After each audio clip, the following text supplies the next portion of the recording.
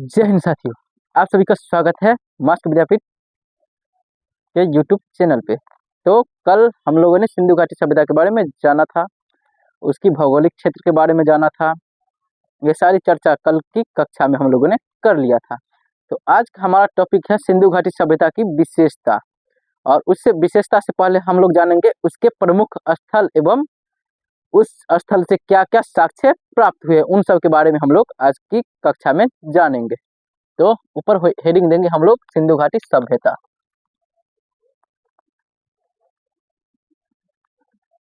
सिंधु घाटी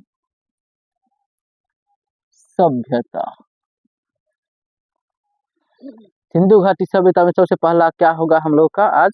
सबसे पहले हम लोग आज जानेंगे सिंधु घाटी सभ्यता के प्रमुख स्थल एवं उससे प्राप्त साक्ष्य।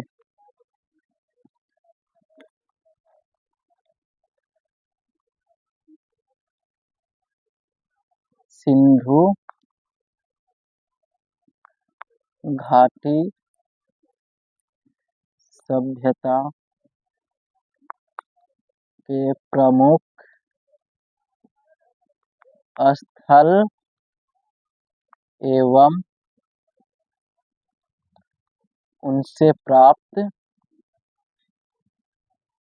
उनसे प्राप्त साक्ष्य, यही हमारा हेडिंग हो जाएगा। तो सिंधु घाटी सभ्यता में क्या था? सिंधु घाटी सभ्यता में बहुत सारे स्थल थे, और उन स्थलों से क्या किया गया? बहुत सारे साक्ष्य प्राप्त किया गया। अभी के समय में, उस समय भी बहुत सारा स्थल था, वहां से जो है ना क्या क्या उपकरण था, किस प्रकार से जो है ना उस जगह का क्षेत्र था, और उनसे क्या किया गया है अभी के समय में वहां पर उसका साक्ष्य मिला है, उसका प्रमाण मिला है। तो सबसे पहले आ जाता है हमारा हड़प्पा। हड़प्पा से हम लोग को क्या क्या प्राप्त हुआ है? हड़प्पा स्थल जो है उनसे हमें क्या क्या प्राप्त हुआ है, और हड़प्पा कहाँ स्थित है? पाकिस्तान में। हड़प्पा जो है वो अभी के वर्तमान समय में पाकिस्तान में स्थित है। तो चलिए हम लोग जानते हैं हड़प्पा से क्या क्या प्राप्त हुआ है।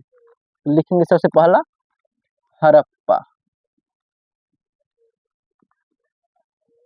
हड़प्पा, हड़प्पा कहाँ है? पाकिस्तान में। पाकिस्तान में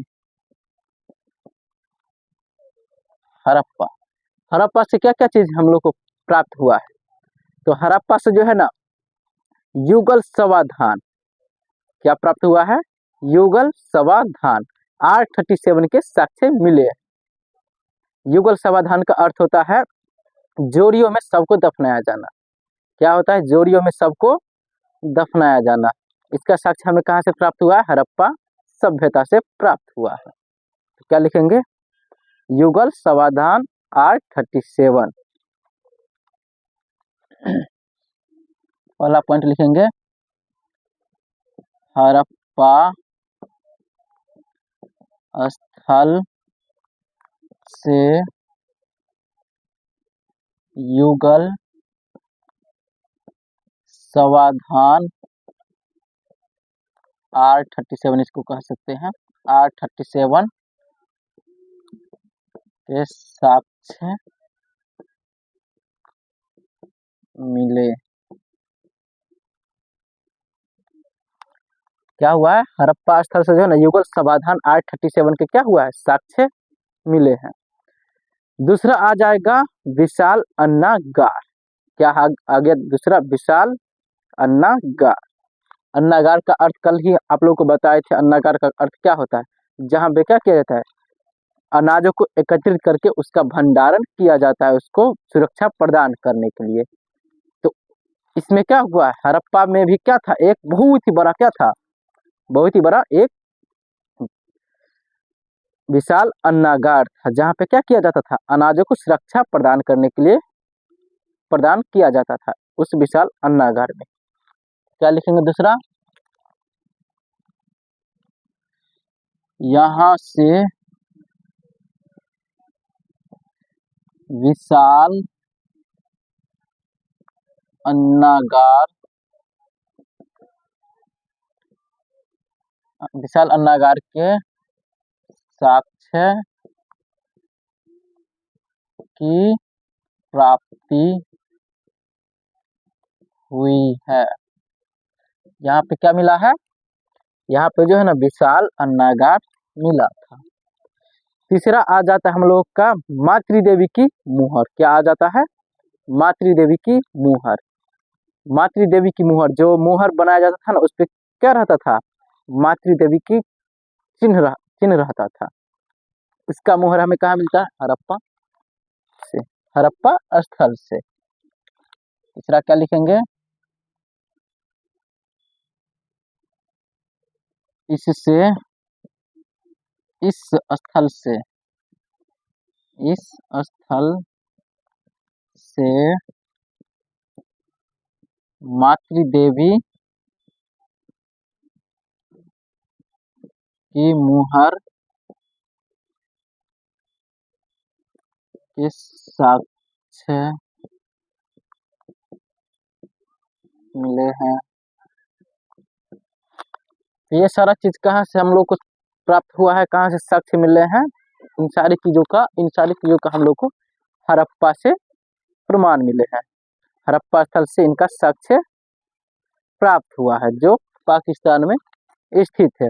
आगे का हम लोग का आता है स्थल मोहनजोदड़ो। क्या आएगा? मोहनजोदड़ो। मोहनजोदड़ो तो एक मूवी भी निकला है, आप लोगों ने तो देखा ही होगा मोहनजोदड़ो की मूवी। तो वहाँ वो भी कहाँ स्थित है अभी के समय में? मोहनजोदड़ो अभी के समय में, वर्तमान समय में पाकिस्तान में स्थित है। वो भारत में नहीं है, वो भी अभी के वर्तमान समय में पाकिस्तान में स्थित है। तो अगला पॉइंट हम लोग लिखते हैं मोहनजोदड़ो। मोहनजोदड़ो,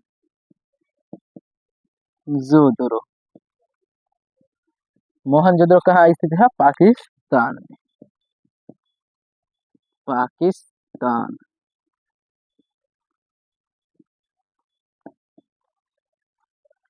तो चलिए जानते हैं मोहनजोदड़ो से हमें क्या क्या साक्ष्य प्राप्त हुए हैं। तो मोहनजोदड़ो से जो है ना महान स्नानागार, महान स्नानागार, अब क्या होगा? ये जो शब्द आया है स्नानागार, ये क्या होता है? तो स्नानागार यानी कि बड़ा बड़ा क्या होता था? नहाने का स्थान होता था। जैसे अभी के समय में क्या है? स्विमिंग पूल हो गया, उसमें लोग क्या करते हैं? नहाते। उसी प्रकार से क्या था?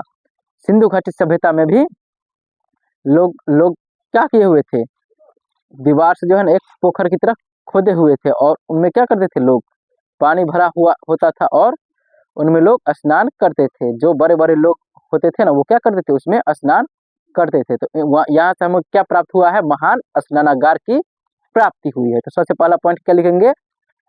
पहला पॉइंट लिखेंगे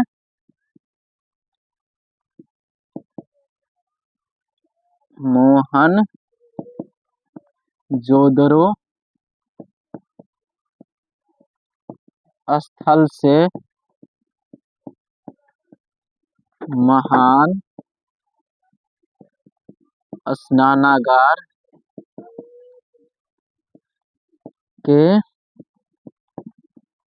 साक्ष्य मिले हैं। क्या हुआ है? मोहनजोदड़ो से महान स्नानागार के साक्ष्य मिले हैं। विशाल स्नानागार, बहुत बड़ा बड़ा स्नानागार था। इसका साक्ष्य हमें कहाँ मिलता है? मोहनजोदड़ो से। यहाँ से जो है ना कांसे की नर्तकी की मूर्ति प्राप्त हुई है। क्या हुआ है? कांसे की। कांसे क्या होता है? कांसा, कांसा, कांसा मतलब कांच, जिसे कांच कहा जाता है। इसकी मूर्ति भी कहाँ से प्राप्त हुई है? और कांसा किससे बंधा था? तांबा, तांबे एवं टीन से। तांबे एवं टीन से क्या बनता था? कांसा बनता था। क्या बनता था? कांसा बनता था। तो इन कांसे से बने मूर्ति क्या हुआ है? यहाँ से प्राप्त हुआ है। कांसे से बने मूर्ति प्राप्त हुई है। कैसी मूर्ति? जो नर्तकी की, नर्तकी यानी कि जो नृत्य करती थी, नृत्य जो करती थी ना, उस प्रकार का क्या था? एक मूर्ति था, वो यहाँ से प्राप्त हुआ है। तो क्या लिखेंगे? अगला पॉइंट लिखेंगे इस स्थल से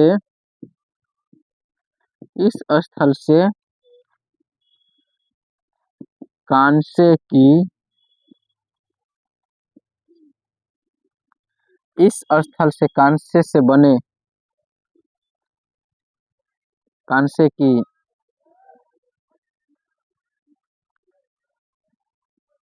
इस स्थल से कांसे से बने नर्तकी की मूर्ति के प्रमाण मिले। क्या हुआ है, इस स्थल से जो है ना कांसे से बने नर्तकी की मूर्ति की साक्ष्य प्राप्त हुए हैं। आगे आ जाता है यहाँ से जो है ना अन्नागार। अन्नागार यहाँ से भी क्या हुआ है, अन्नागार भी यहाँ से प्राप्त हुआ है। कहाँ से, मोहनजोदड़ो से। तो अगला पॉइंट लिखेंगे, यहाँ से अन्नागार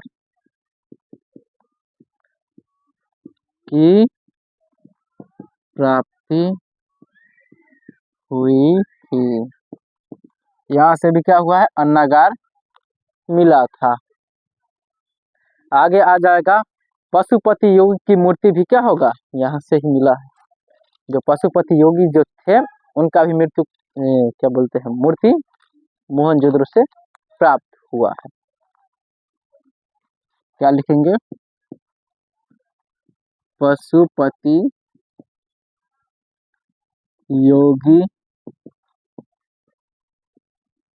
की मूर्ति के साक्ष्य प्राप्त हुए। पशुपति योगी की मूर्ति के भी साक्ष्य क्या हुआ है, मोहनजोदड़ो से ही प्राप्त हुआ था। तो इतना आप लोग नोट कर लीजिए, हम साइड हो जाते हैं।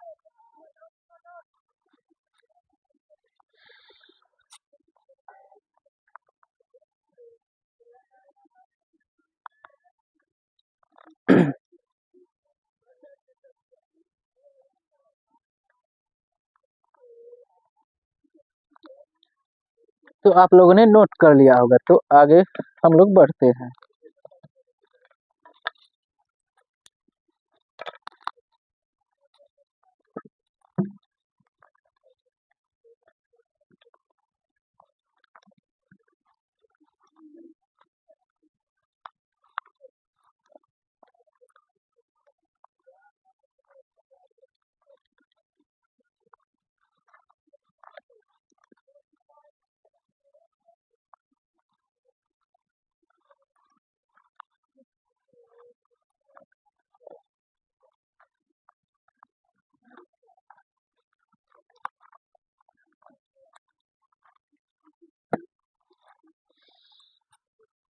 तो आगे हम लोग बढ़ते हैं। आगे अगला स्थल कौन सा आएगा, अगला स्थल जो है ना चनहुद्रो आएगा। चनहुद्रो भी कहाँ स्थित है, चनहुद्रो भी पाकिस्तान में ही स्थित है। तो अगला पॉइंट देंगे हम लोग चनहुद्रो। चनहुद्रो, चनहुद्रो भी कहाँ है, पाकिस्तान में। पाकिस्तान में चनहुद्रो, चनहुद्रो से भी कुछ साक्ष्य मिले हैं। चनहुद्रो जो था ना वो क्या था, चनहुद्रो आर्थिक राजधानी था। किसका, सिंधु घाटी सभ्यता। किसका था, सिंधु घाटी सभ्यता का आर्थिक राजधानी। सिंधु घाटी सभ्यता का आर्थिक राजधानी थी। चनहुद्रो क्या थी, चनहुद्रो जो है ना सिंधु घाटी सभ्यता की आर्थिक राजधानी हुआ करती थी। और यहाँ से क्या प्राप्त हुआ, यहाँ से जो है ना कारखानों के साक्ष्य मिले हैं। किसका साक्ष्य मिला है, कारखाने। उस समय का जिस प्रकार का कारखाना हुआ करता था उसका प्रमाण मिला है कहाँ से? चनहुद्रो से। अगला क्या लिखेंगे हम लोग?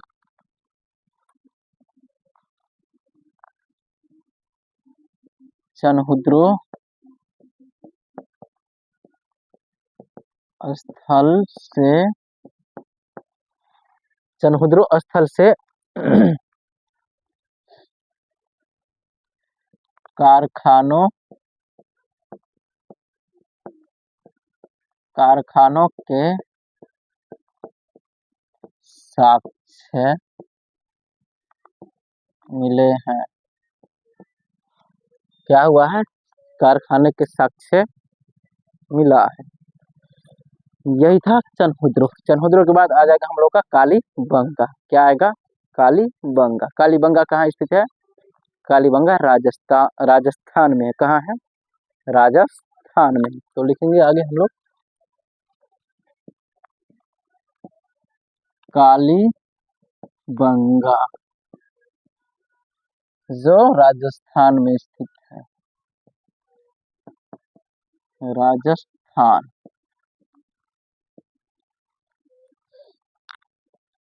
कालीबंगा से क्या क्या प्राप्त हुआ है? कालीबंगा से जो है ना, जो काली काली चूड़ियां होता है, जो लड़की महिलाएं लोग क्या करते हैं, पहनते हैं जो चूड़ियां काली कलर की, वो चूड़ी कहाँ से प्राप्त हुआ है? कालीबंगा से। कहाँ से प्राप्त हुआ है? कालीबंगा से। पहला लिखेंगे हम लोग काली चूड़ियां। क्या लिखेंगे? कालीबंगा। कालीबंगा से, कालीबंगा स्थल से लिखते हैं। कालीबंगा स्थल से काली चूड़ियों, काली चूड़ियों, काली चूड़ियों के साक्ष्य, के साक्ष्य मिले हैं। इसको याद करना बहुत ही आसान है। कालीबंगा, काली चूड़ियां, कालीबंगा और काली चूड़ियां, आसान से याद हो जाएगा। कालीबंगा और काली चूड़ियां, यहीं से क्या हुआ है? काली चूड़ियां कहाँ से प्राप्त हुआ है? कालीबंगा स्थल से। आगे आ जाता है जुते हुए खेत के साक्ष्य। खेतों की जो जुताई हुआ करती थी उसका प्रमाण भी कहाँ से मिला है हम लोग को? कालीबंगा से। खेत उस समय भी जुताई किया जाता था, जब फसल बोया जाता था तो जुताई किया जाता होगा, तभी तो फसल क्या किया जाता है? बोया जाता था। तो जो खेत खेतों की जुताई हुआ करती थी उनका प्रमाण कहाँ मिला हमें? कालीबंगा स्थल से मिला है। तो क्या लिखेंगे आगे हम लोग? आगे लिखेंगे इस स्थल से, इस स्थल से जुते हुए, जुते हुए खेतों के साक्ष्य प्राप्त हुए। क्या हुआ है? इस स्थल से जुते हुए खेत के साक्ष्य प्राप्त हुआ है। और ये क्या है? कालीबंगा एक प्राक हड़प्पा स्थल है। क्या है? प्राक हड़प्पा स्थल भी है कालीबंगा। तो आगे हम लोग लिखेंगे कालीबंगा एक प्राक हड़प्पा, प्राक हड़प्पा स्थल। क्या है कालीबंगा? कालीबंगा जो है एक प्राक हड़प्पा स्थल है। तो यहाँ तक आप लोग नोट कर लीजिए, नीचे जगह बहुत ही कम बचा है तो नहीं हो पाएगा।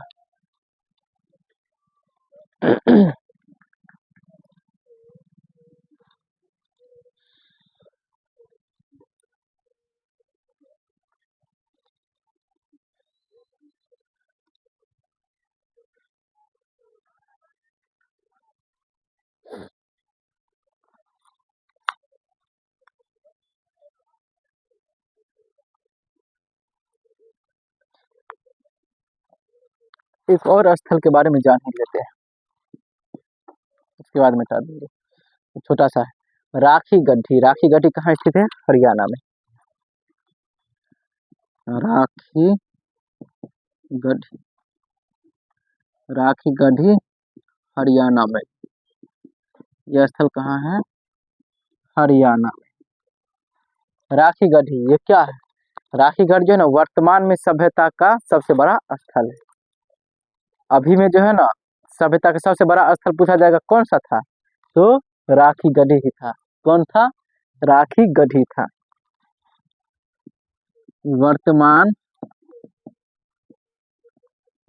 समय में, वर्तमान समय में सबसे बड़ा हड़प्पा, वर्तमान समय में सबसे बड़ा हड़प्पा स्थल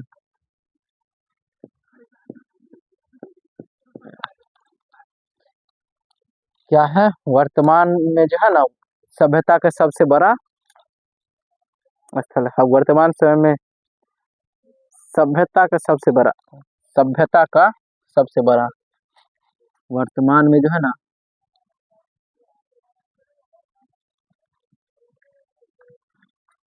सभ्यता का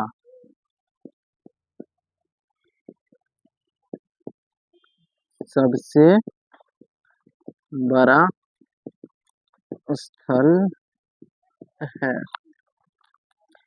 यही है राखी गढ़ी। ये क्या अभी के समय में सबसे बड़ा स्थल कौन सा है? राखी गढ़ी स्थल है। तो आप लोग इसको भी नोट कर लीजिए। तो नोट कर लिए होंगे, तो आगे हम लोग बढ़ते हैं।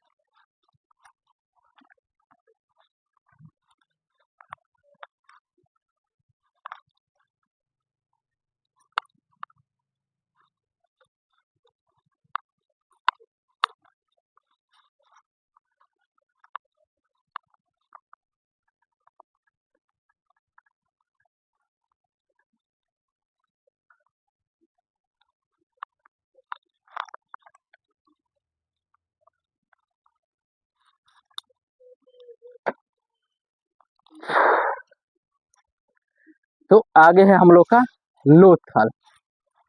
क्या है? लोथल। लोथल कहाँ स्थित है? गुजरात में। कहाँ है? गुजरात राज्य में स्थित है लोथल।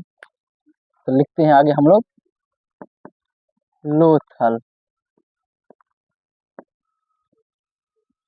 लोथल गुजरात राज्य में स्थित है। लोथल से हमें क्या क्या प्रमाण मिले हैं, वहां से कौन कौन से साक्ष्य मिले हैं? तो लोथल, लोथल तो सबसे पहले क्या था? एक बंदरगाह था। क्या था? बंदरगाह। बंदरगाह का अर्थ क्या होता है? जहाँ बहुत सारे बंदर रहते, ये होता है? ये नहीं होता।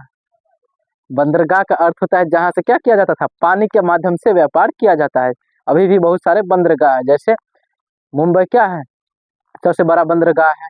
जैसे मुंबई हो गया, कोलकाता हो गया, ये सब क्या है? अभी का बड़ा बड़ा बंदरगाह है।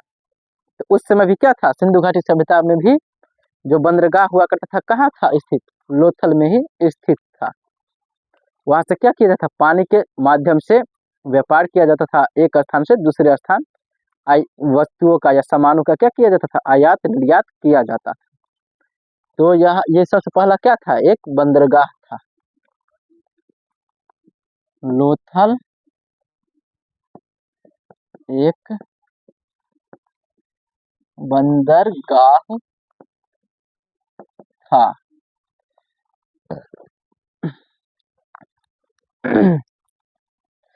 अब इस स्थल से क्या हुआ है? मेसोपोटामिया की मुहर के भी साक्ष्य मिले हैं। मेसोपोटामिया, मेसोपोटामिया जो है ना सिंधु घाटी सभ्यता के समकालीन ही क्या था, ये भी एक प्रकार की सभ्यता थी, ऐसा माना जाता है। तो यहाँ से क्या हुआ है, जो मेसोपोटामिया का जो मुहर था उसका प्रमाण भी कहाँ से मिला है हम लोग को, सिंधु घाटी सभ्यता के लोथल स्थल से मिला है। तो क्या लिखेंगे हम लोग, मेसोपोटामिया की मुहर की प्राप्ति।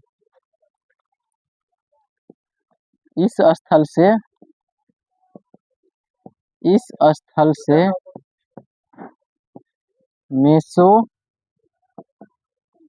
मेसोपोटामिया की मुहर की प्राप्ति हुई। क्या हुआ है, इस स्थल से जो है ना मेसोपोटामिया की मुहर की प्राप्ति हुई थी। अब आगे हम लोग लिखेंगे, इस स्थल से जो है ना चावल की भूसी, जो चावल जो धान होता है, धान में से जो उसके ऊपर क्या रहता है, छिलका लगा रहता है, उस छिलका का भी साक्ष्य कहाँ से हमें प्राप्त हुआ है, लोथल से।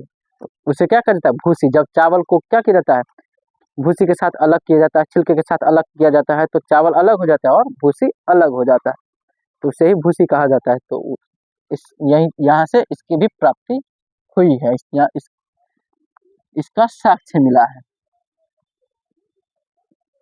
यहाँ से चावल की भूसी की प्राप्ति हुई, चावल की भूसी की प्राप्ति हुई। तो यही सारा क्या था, लोथल से प्राप्त हुआ है।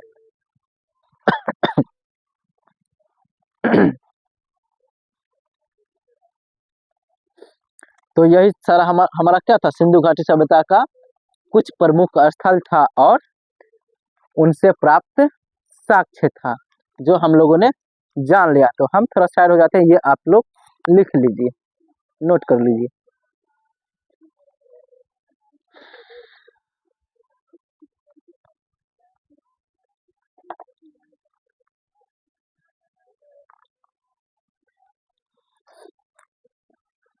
तो आप लोगों ने नोट कर लिया होगा, तो आगे हम लोग बढ़ते हैं।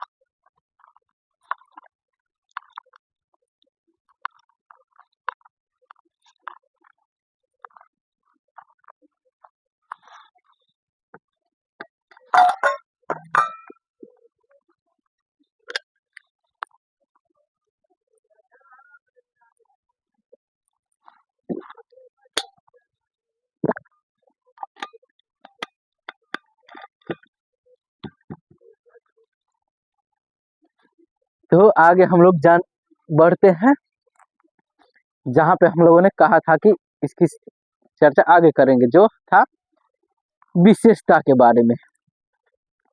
तो विशेषता से पहले कुछ टॉपिक था जिसे हम लोगों ने अभी कवर कर लिया है। तो आगे हम लोग बढ़ेंगे इसकी विशेषता, सिंधु घाटी सभ्यता की विशेषता के बारे में। चलिए लिखते हैं विशेषता। विशेषताएं, इसकी क्या क्या विशेषताएं थी, सिंधु घाटी सभ्यता की कौन कौन सी विशेषताएं थी। तो कुछ प्रमुख विशेषताएं थी, प्रमुख विशेषता लिख लेते बेहतर रहेगा। विशेषताएं तो बहुत सारा आ जाएगा, लेकिन उनमें से भी क्या प्रमुख कौन कौन सी विशेषताएं थी। तो प्रमुख विशेषताएं 4 प्रकार, कितने प्रकार की, 4 प्रकार की। पहला था हमारा राजनैतिक प्रशासनिक विशेषता, दूसरा आ जाएगा सामाजिक विशेषता, तीसरा आर्थिक विशेषता और चौथा धार्मिक विशेषता। यही 4 प्रकार की विशेषता उस क्या था सिंधु घाटी सभ्यता में प्रमुख था। और अभी भी देख रहे होंगे आप लोग, देश विदेश में भी क्या किया जाता है, यही 4 प्रकार की विशेषता को अपनाया जाता है। इन्हीं से क्या किया जाता है, पूरे देश को चलाया जाता है। राजनीतिक विशेषता यानी राजनीति के अनुसार क्या किया जाता है, देश को चलाया जाता है। सामाजिक विशेषता, समाज के अंदर क्या है, अलग अलग प्रकार का विशेषता है, भेदभाव है, इन सब के आधार पर भी जातिगत इस सब करके क्या किया जाता है, चलाया जाता है। तीसरा हो गया आर्थिक विशेषता, पैसों के बल पे भी चलाया जाता है। और चौथा धार्मिक, अलग अलग धर्म के अनुसार। तो यही 4 प्रकार की विशेषता उस समय भी था और अभी भी है। तो लिखते हैं हम लोग उन चारों विशेषताओं के बारे में, कौन कौन सी विशेषताएं थी। पहला था हमारा राजनैतिक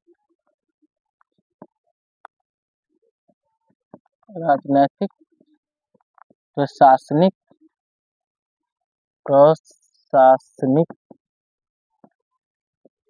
विशेषता। राजनैतिक प्रशासनिक विशेषता, राजनैतिक प्रशासनिक विशेषता में क्या था,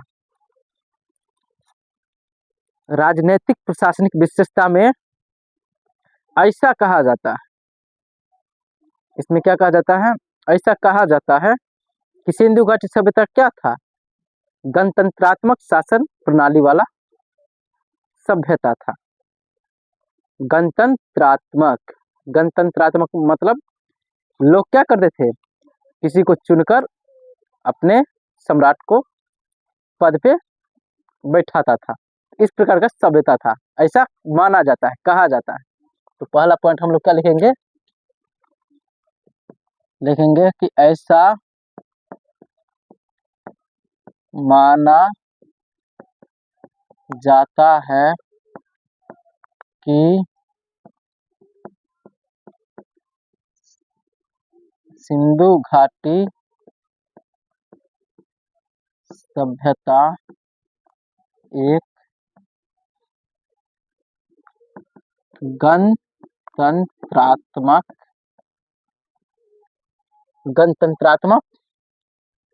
सभ्यता थी। क्या था, गणतंत्रात्मक सभ्यता थी। गणतंत्रात्मक शासन व्यवस्था उस समय चलता था सिंधु घाटी सभ्यता में। और इसकी क्या थी, शासन व्यवस्था चलाने के लिए इन लोगों ने 2 राजधानियां बनाई थी। कितनी राजधानियां, 2 राजधानियां। कौन कौन से वो राजधानियां थी, तो एक तो था हड़प्पा और दूसरा मोहनजोदड़ो। ये दोनों क्या थी, राजनीतिक प्रशासनिक राजधानी थी। क्या थी, राजनीतिक प्रशासनिक राजधानी थी, किसका, सिंधु घाटी सभ्यता का। तो क्या लिखेंगे आगे,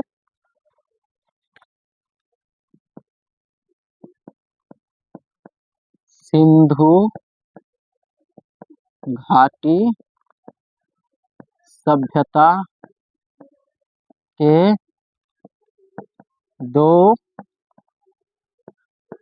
राजनैतिक राजधानियां, 2 राजनैतिक राजधानियां थी, जो जिनमें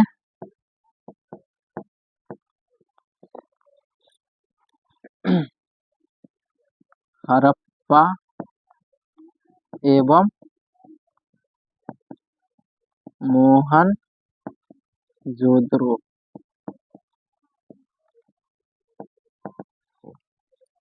यही दोनों क्या था, हड़प्पा और मोहनजोदड़ो सिंधु घाटी सभ्यता की राजनीतिक राजधानियां थी।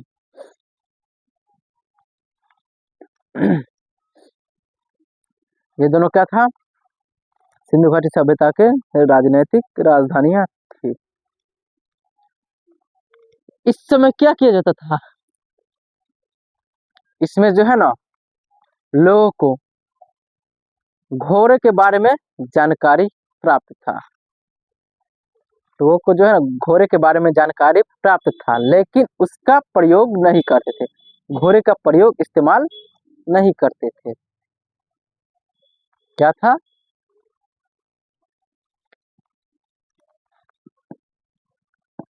लोग घोड़ों से परिचित थे, परंतु घोड़ों का प्रयोग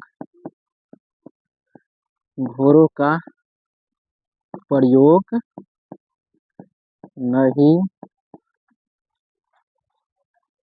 नहीं करते थे,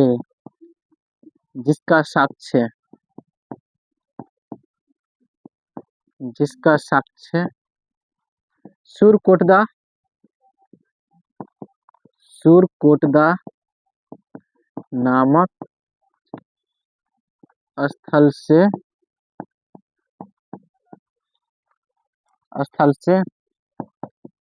प्राप्त हुए।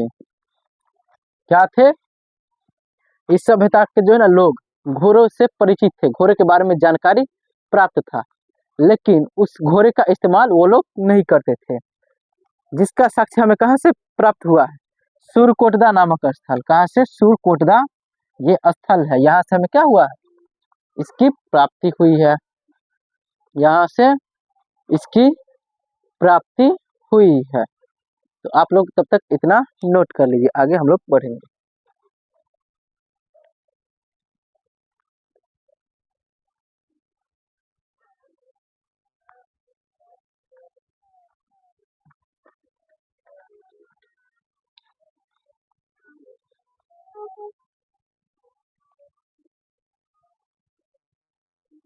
तो आप लोग नोट कर लिए होंगे, आगे बढ़ते हैं।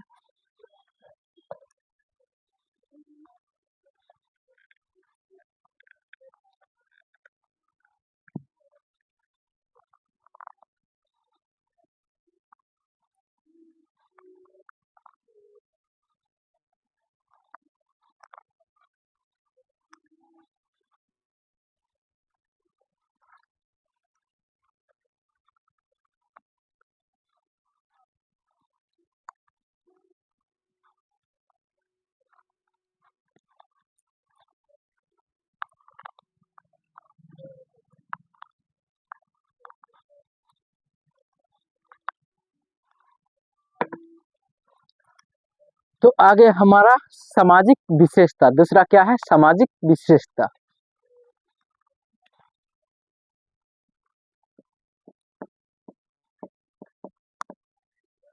सामाजिक विशेषता। उस समय के समाज में क्या था? अलग अलग क्या था? विशेषता था। उस समय के समाज में क्या क्या विशेषताएं थी उसके बारे में जानते हैं। तो उस समय का समाज क्या कैसा था? पितृसत्तात्मक था या मातृसत्तात्मक? तो सिंधु घाटी सभ्यता की जो समाज हुआ करता था वो मातृसत्तात्मक था। कैसा था? मातृसत्तात्मक सभ्यता था इस सभ्यता में। लेकिन अभी के समय में क्या है? अभी के समय में पितृसत्तात्मक है। पूरे विश्व में अभी क्या प्रचलन में है? पितृसत्तात्मक, मातृसत्तात्मक नहीं। लेकिन सिंधु घाटी सभ्यता जो बहुत प्राचीन सभ्यता है, उसमें क्या था? मातृसत्तात्मक था। माता को क्या किया जाता था? बहुमत दिया जाता था, प्रथम स्थान प्रदान किया जाता था। लेकिन अभी के समय में पिता को प्रथम स्थान प्रदान किया जाता है। तो क्या लिखेंगे हम लोग?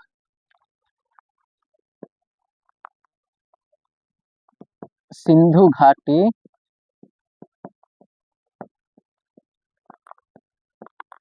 सभ्यता एक मातृसत्तात्मक सभ्यता, मातृसत्तात्मक समाज वाला सभ्यता थी। तो कैसा समाज था? मातृसत्तात्मक समाज वाला ये सभ्यता थी। क्या उस समय जाति प्रथा भी था? जात के नाम पर भेदभाव भी किया जाता था? तो उस समय कोई जाति नहीं थी, कोई भी जाति नहीं थी। तो क्या लिखेंगे आगे? सिंधु घाटी सभ्यता में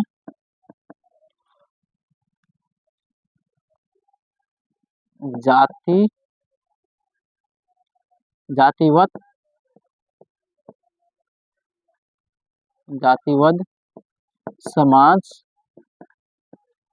नहीं था। सिंधु घाटी सभ्यता में कोई भी जाति नहीं था, लेकिन लेकिन लेकिन लेकिन क्या? लेकिन समाज जो है ना 4 वर्ग में विभक्त था। क्या था? समाज 4 वर्ग में विभाजित था। कोई जाति नहीं था, वो 4 वर्ग जाति नहीं था, बल्कि जैसे मान लीजिए कोई अभी क्या कर रहा है, जिसको काम करने में मन लग रहा है वो काम कर रहा है, जिसको खेती करने में मन लग रहा है वो खेती कर रहा है, जिसको पढ़ाई में मन लग रहा है पढ़ाई कर रहा है, जिसको पूरा पूजा पाठ करने में मन लग रहा है वो क्या करेगा? पूजा पाठ करेगा। तो इस प्रकार से जो है ना वो बटा हुआ था, उसमें कोई जाति नहीं था, कोई जाति व्यवस्था नहीं था। वो लोग अपने काम के ऊपर क्या था, काम के अनुसार वो लोग बटे हुए थे कि अगर कोई युद्ध लड़ रहा है तो वो क्या कहलाएगा? योद्धा कहलाएगा। कोई क्या कर रहा है? सेवा कर रहा है तो वो क्या कहलाएगा? सेवक कहलाएगा। इस प्रकार से क्या था, वो 4 वर्ग में विभक्त थे, विभाजित थे। तो क्या लिखेंगे हम लोग कि सिंधु घाटी सभ्यता में 4 वर्ग थे। क्या थे? 4 वर्ग में विभाजित थे। तो आगे लिखते हैं हम लोग,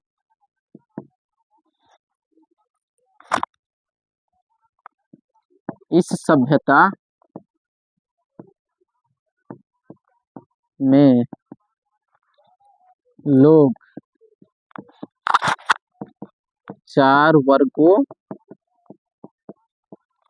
में विभाजित थे। कितने वर्गों में विभाजित थे? 4 वर्ग। कौन कौन से वो 4 वर्ग है? तो पहला हो जाएगा हमारा पुरोहित वर्ग। क्या हो जाएगा? पुरोहित वर्ग, जो क्या करते थे? पूजा पाठ करते थे। क्या करते थे? पूजा पाठ। दूसरा हो गया हमारा योद्धा वर्ग। योद्धा वर्ग क्या करते थे? युद्ध लड़ते थे। क्या करते थे? युद्ध लड़ते थे, शासन व्यवस्था चलाते थे। तीसरा हो गया सेवक वर्ग। सेवक वर्ग का कार्य क्या था? सेवा करना। क्या करना? सेवा करना। चौथा हो गया वणिक वर्ग। क्या हो गया? वणिक वर्ग। तो यही 4 प्रकार का वर्ग है। तो चलिए लिखते हैं हम लोग इन चारों वर्ग के बारे में। पहला हो गया हमारा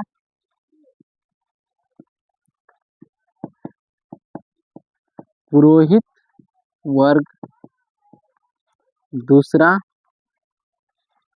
योद्धा वर्ग, तीसरा सेवक वर्ग और चौथा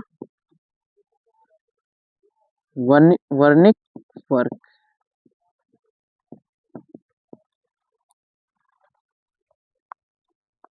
चौथा हो क्या क्या हो गया हमारा? 4 को वर्ग, पुरोहित वर्ग, योद्धा वर्ग, सेवक वर्ग और वणिक।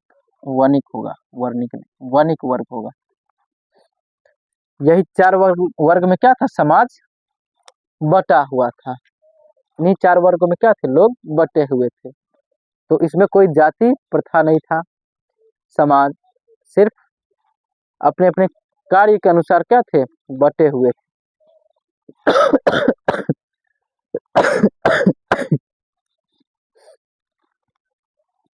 चलिए आप लोग इसको नोट कर लीजिए। थोड़ा सा तबीयत सही नहीं है, इसलिए क्लास थोड़ा डिस्टर्ब हो जा रहा है।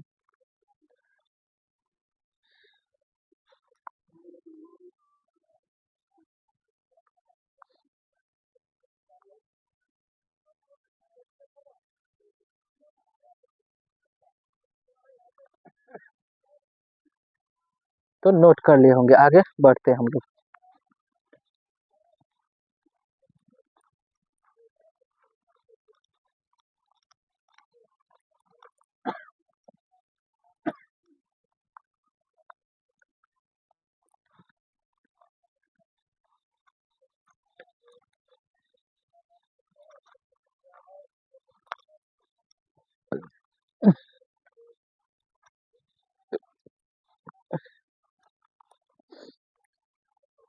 तो अगला है हम लोग का समाज में जो है ना मनोरंजन के साधन। वो लोग क्या करते थे मनोरंजन के लिए? क्या करते थे वो लोग मनोरंजन के लिए? चलिए लिखते हैं।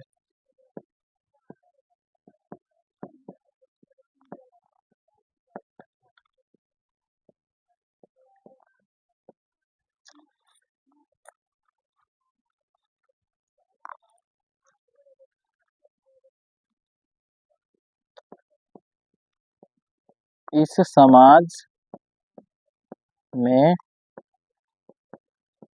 मनोरंजन के साधन। इस समाज में क्या था? मनोरंजन के अलग अलग साधन था। जैसे क्या हो गया? जैसे मछली पकड़ना, नृत्य करना, पासे खेलना, पक्षियों को लड़ाना, ये सारे चीज क्या करते थे? मनोरंजन के लिए करते थे। किसके लिए? मनोरंजन के। चलिए लिखते हैं हम लोग। इस समाज में मनोरंजन के साधन साधन के लिए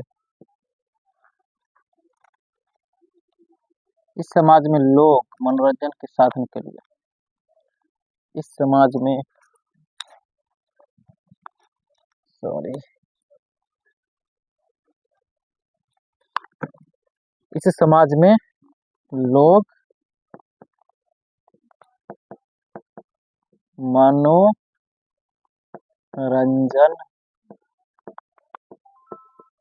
के साधन के लिए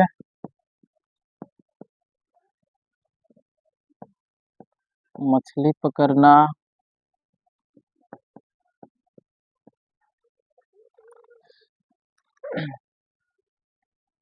नृत्य करना,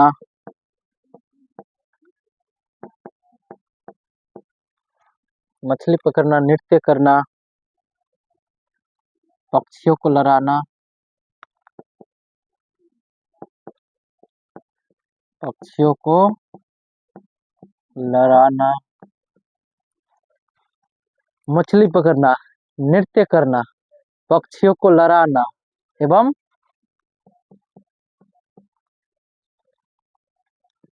पास से खेलना, यही सब क्या करते थे ये लोग? मनोरंजन के लिए करते थे।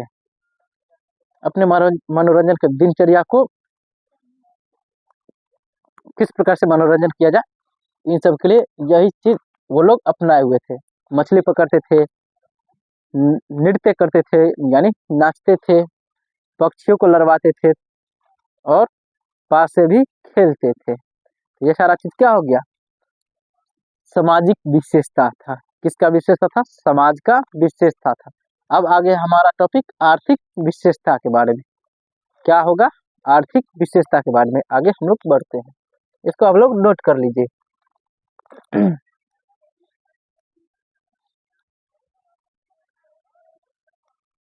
तो इसे नोट कर लिए होंगे आप लोग। आगे बढ़ते हैं।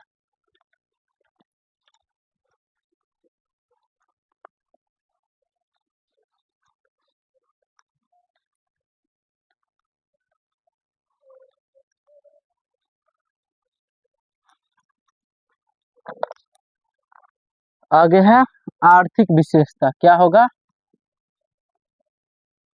आर्थिक विशेषता।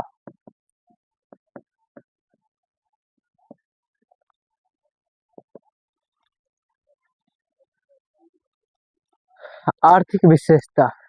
आर्थिक विशेषता में क्या क्या था? तो लोग क्या करते थे?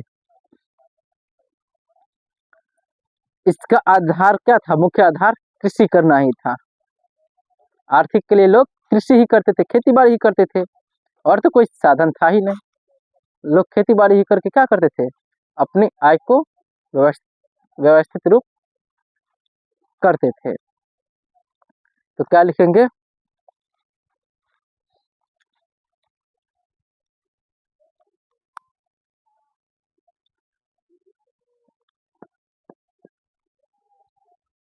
इसमें इस समय के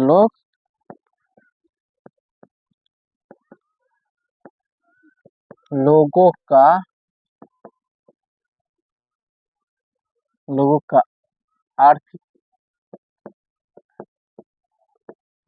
आर्थिक के लिए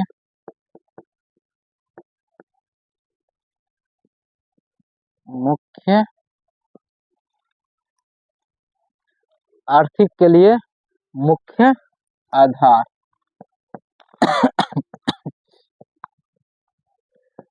कृषि साधन था। कृषि के अलावा ये लोग कुछ कर ही नहीं सकते थे, खेती बाड़ी करना ही हाल फिलहाल में जानवे किए थे, तो इसके अलावा कर ही क्या सकते। तो कृषि ही था। और कृषि में क्या क्या करते थे, कृषि में प्रमुख फसल कौन था, जौ था। कौन सा था, जौ था। कृषि में प्रमुख फसल जौ था। और जौ के साथ साथ क्या होता था, जौ के साथ साथ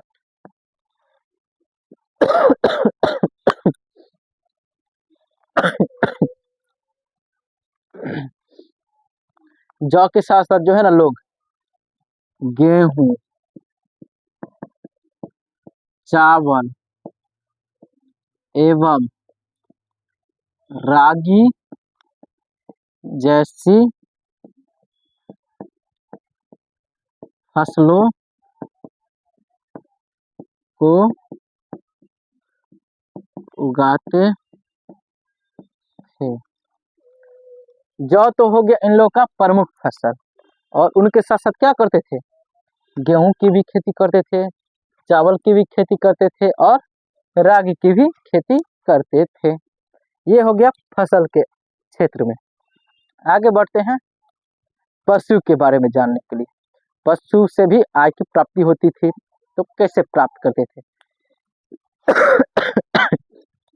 तो कौन कौन से पशु थे जिनसे क्या होता था, आय की प्राप्ति होती थी। पशु में आ जाएगा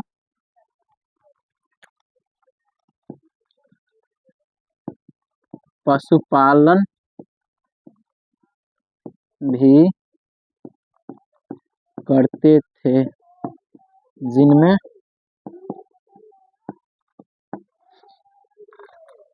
क्या हो जाएगा,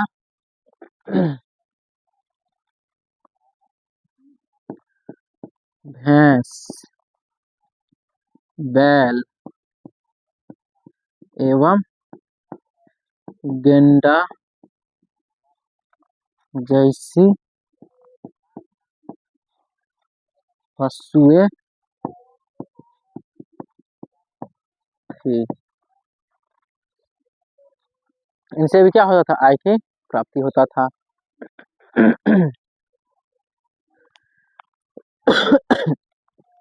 इतना तक नोट कर लीजिए, आगे और भी लिखाना है।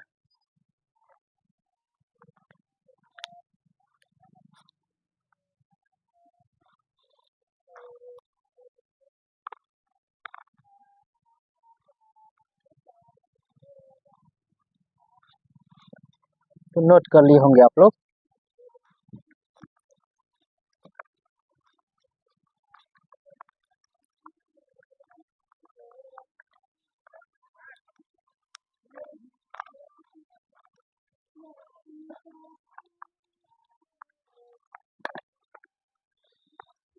तो आगे इसमें है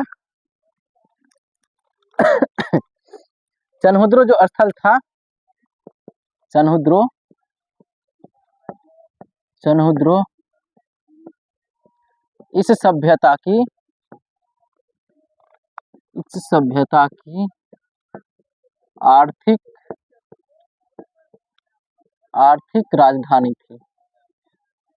राजधानी थी। आर्थिक राजधानी कहाँ था? सिंधु घाटी का तो चनहुद्रो था। कहाँ था?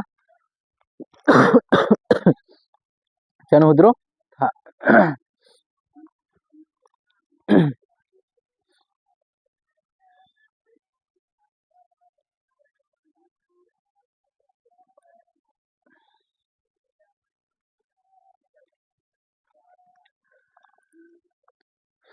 आगे बढ़ते हैं हम लोग। विश्व में जो है ना सर्वप्रथम कपास जो है ना कहाँ से प्राप्त हुआ? सिंधु घाटी सभ्यता में। क्या लिखेंगे? विश्व में सर्वप्रथम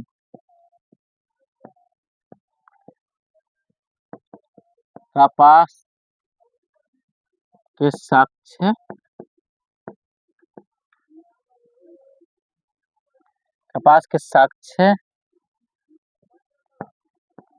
प्राप्त हुए। विश्व में सर्वप्रथम कपास के साक्ष्य भी प्राप्त सिंधु घाटी सभ्यता से ही हुआ था। और क्या किया जाता था?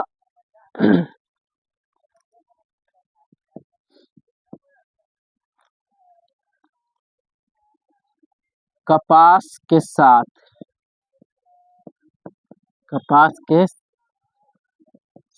साथ हाथी दांत से बने सामग्री का क्या किया जाता था? निर्यात किया जाता था। निर्यात किया जाता था। जो लोग थे व्यापार जो करते थे तो व्यापार के में क्या क्या सामान को भेजते थे? व्यापार में जो है ना कपास के साथ साथ जो है ना हाथी से जो भी सामग्री बनता था, जो भी सामान बनता था, उसको भी क्या करते थे? वो लोग भेज दिया करते थे। दूसरे स्थानों पे, दूसरे देशों में भेज दिया करते थे।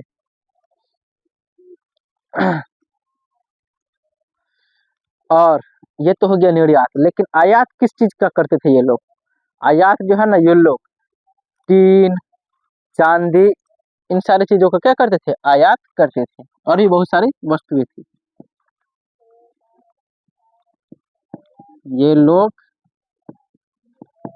टीन, चांदी आदि वस्तुओं के आयात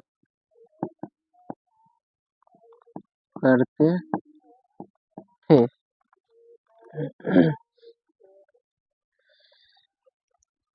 और इसमें क्या करते थे लोग जो है ना सिक्का उस समय नहीं था। सिक्का उस समय नहीं था। तो कैसे जो है ना सामान को खरीद बिक्री करते थे? सामान का जो है ना खरीद बिक्री जो है ना वस्तु विनिमय प्रणाली के माध्यम से होता था। किसके माध्यम से? वस्तु विनिमय प्रणाली के माध्यम से होता था। तो क्या लिखेंगे आगे हम लोग? इस समय या इस सभ्यता में सिक्कों का प्रचलन नहीं था। सिक्कों का प्रचलन नहीं था, बल्कि वस्तु विनिमय प्रणाली था। सिक्का नहीं था उस समय, सिक्का नहीं चलता था, बल्कि एक सामान के बदले दूसरे सामान को दिया जाता था। जैसे क्या कहा जाता है? वस्तु विनिमय प्रणाली। वस्तु विनिमय प्रणाली कहा जाता था, कहा जाता है, जो उस समय किस में उपयोग में लाया जाता था। लोग एक वस्तु के बदले दूसरे वस्तु लेते थे। अभी भी गांव देहात में आप लोग देखते होइएगा, कोई भी जैसे बर्फ वाला आता है तो उसको क्या किया जाता था, क्या किया जाता है, कोई सामान दे दिया जाता है और उसके बदले में दूसरा सामान ले लिया जाता है। अभी भी आप लोग देखते होंगे, अनाज के बदले बर्फ दे दिया जाता है गांव में। तो इसी प्रकार की व्यवस्था सिंधु घाटी सभ्यता में देखने को मिलता है, क्योंकि उस समय सिक्का था ही नहीं, तो कैसे लोग जो है ना एक वस्तु के बदले सिक्का देता, तो एक वस्तु के बदले दूसरे वस्तु ही दिया करते थे। तो आप लोग इतना नोट कर लीजिए, हम लोग हट जाते हैं।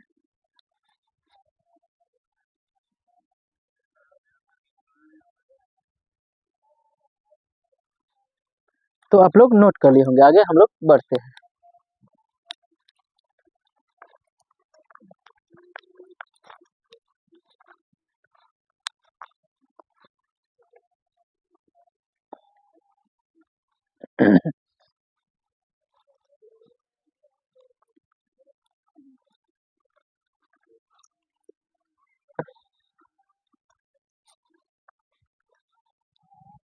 तो आगे है कि लोग तो सिक्कों वस्तु के बदले वस्तु ही लेते थे, लेकिन नापने तोलने वाला भी तो सामान होना चाहिए था। तो उसके लिए क्या करते थे लोग, तो उसके लिए जो है ना लोग 16 और उसके गुणज का उपयोग करते थे। माप तोल के लिए क्या करते थे, 16 एवं उसके गुणज जो भी हुआ करती है उसका प्रयोग करते थे। तो क्या लिखेंगे हम लोग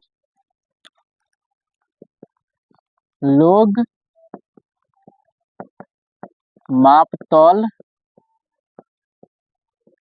के लिए 16 एवं उसके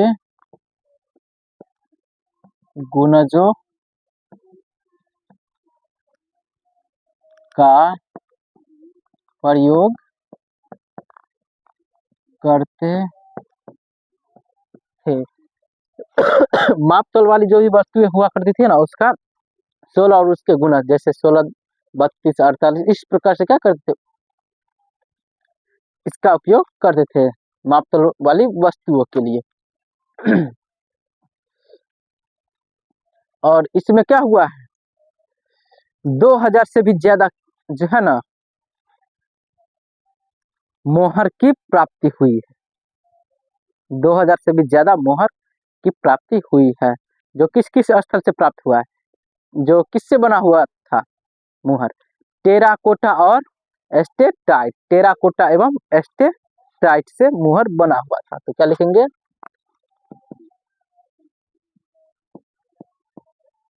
इस सभ्यता से 2000 से भी अधिक मोहरों की प्राप्ति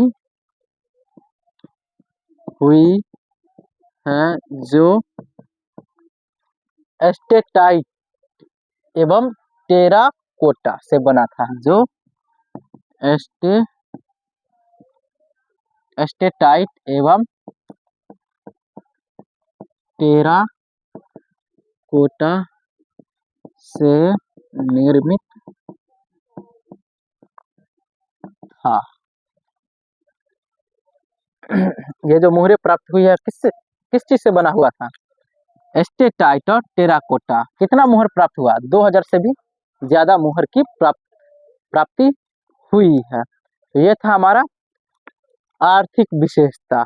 अब आगे बढ़ेंगे हम लोग धार्मिक विशेषता के बारे में, इतना आप लोग नोट कर लीजिए।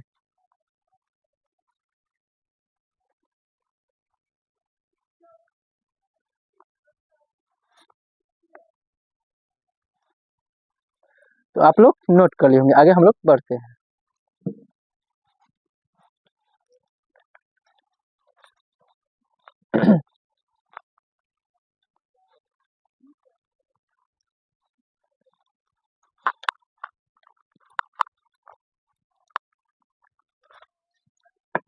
आगे है हमारा चौथा लास्ट आखिरी विशेषता बचा है धार्मिक विशेषता।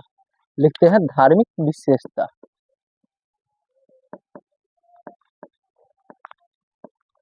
धार्मिक विशेषता। उस समय में जो है ना लोग लोग जो है ना धर्मों में विभक्त नहीं थे, लेकिन धीरे धीरे उनके अंदर क्या हुआ, धार्मिक विचार उत्पन्न होने लगे। धार्मिक विचार क्या होने लगे, उन लोगों के मन में धीरे धीरे उत्पन्न होने लगे। तो वो लोग क्या करते थे, कुछ जानवरों को पूजा पाठ करते थे, कुछ पेड़ पौधे वनस्पति को क्या करते थे, पूजा पाठ करते थे। यही था धार्मिक विशेषता, जो लिख देते हैं 2 पॉइंट का है धार्मिक विशेषता में। तो पहला है जानवरों की पूजा।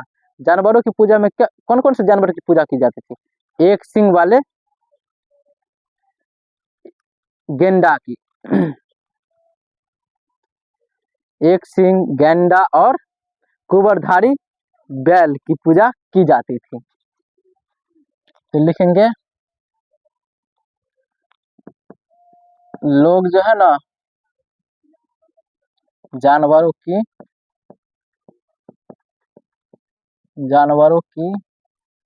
पूजा करते थे।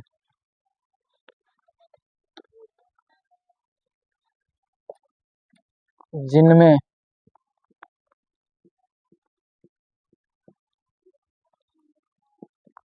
एक सींग कुबरधारी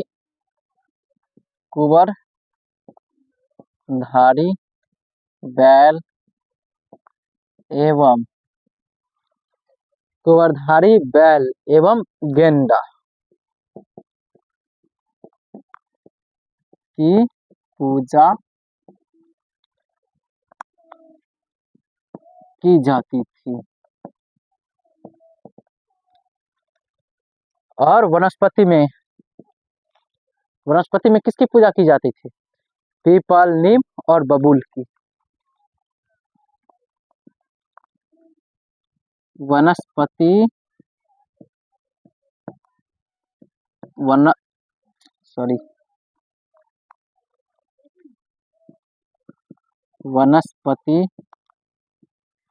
की भी पूजा की जाती थी, जिनमें पीपल, नीम एवं बबूल था। तो इन सारे की क्या किया जाता था, पूजा किया जाता था। तो ये रहा हमारा धार्मिक विशेषता। और यहीं पे हमारा क्या हुआ, जो प्रमुख विशेषताएं थी सिंधु घाटी सभ्यता की, वो खत्म हुई। ये खत्म होने के बाद सिंधु घाटी सभ्यता का पतन कैसे हुआ, ये सारी विशेषता हो गया। अब उसकी पतन कैसे हुआ वो हम लोग आगे बढ़ते हैं। तो आप लोग ये सारी नोट कर लीजिए,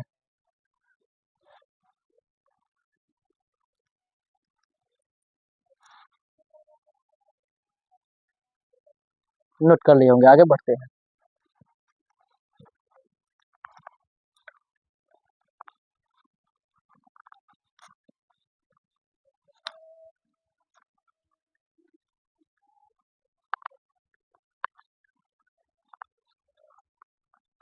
अब इसके पतन पे आते हैं। पतन कैसे हुआ, पतन इसका, तो इसका जो है ना, जो सही साक्ष्य है वो अभी तक प्राप्त नहीं हुआ कि इस सभ्यता की किस प्रकार से पतन हुआ होगा। अभी तक वैज्ञानिकों को ये पता नहीं चल पाया है। लेकिन कुछ वैज्ञानिक कहते हैं क्या, कि आर्य समाज का क्या हुआ था, इनके ऊपर आक्रमण हुआ था। कुछ वैज्ञानिक का कहना है, कुछ का कहना है जलवायु परिवर्तन के कारण हुआ था, कुछ का कहना है कि प्लेट विवर्तक के कारण हुआ था। तो इसी प्रकार से क्या थे, अलग अलग प्रकार से इन सभी का मत था। तो वो सारे लोग क्या कहते थे, इस प्रकार से इस सभ्यता का अंत हुआ है। लेकिन इसका सही रूप से साक्ष्य अभी तक किसी भी वैज्ञानिक को पता नहीं चल पाया कि इसके पतन के पीछे की वजह क्या रहा, अभी तक नहीं पता चला। तो यही था सिंधु घाटी सभ्यता के पतन के बारे में। तो सिंधु घाटी सभ्यता के पतन को समाप्त हो गया। तो आगे दो पॉइंट है जिससे आप लोग को लिखना है, उसको नोट करके लिखना है। क्या करके लिखना है? नोट करके।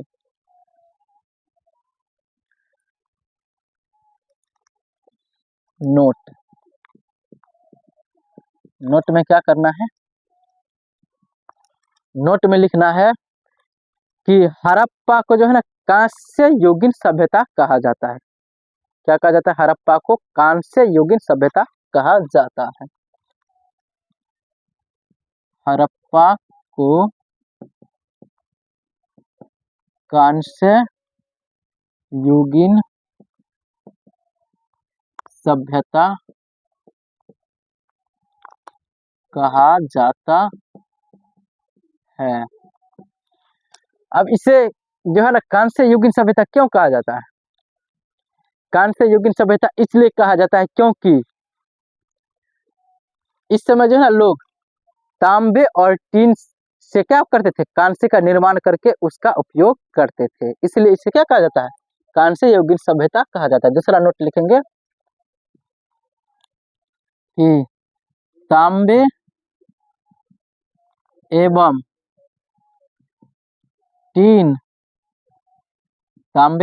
टीन से कांस्य का निर्माण किया जाता था, इसलिए इसे कांस्य युगीन सभ्यता भी कहा जाता है। लोग क्या करते थे? तांबे और टीन से कांस्य का निर्माण करते थे, जिससे इसे कांस्य युगीन सभ्यता कहा जाता है। यहीं पे हमारा टॉपिक समाप्त हुआ है। तो सिंधु घाटी सभ्यता के बारे में आप लोगों को विस्तार से जानकारी प्राप्त हो गया है और इसका अच्छे खासा नोट्स भी आप लोगों ने तैयार कर लिए होंगे। तो मिलते हैं अगली कक्षा में, तब तक के लिए आप लोग बहुत बेहतर तरीके से पढ़ते रहिए। जय हिंद।